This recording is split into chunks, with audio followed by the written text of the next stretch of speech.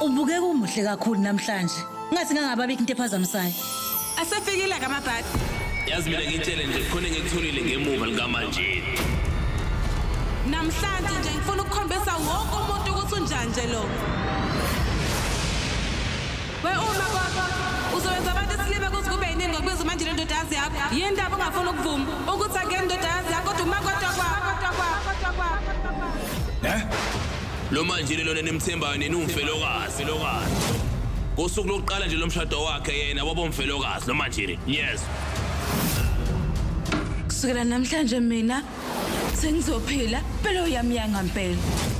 Uyangihlula umbone kulesi simo. Kuzomela sibuyisele imbala empilweni kaManjini. Bukela inhliziyo ayiphakelwa njalo ngomsombuluko ntambama kuya kwisonto. Magamanxe ihora lesihlanu ku Star Khanya kuphela.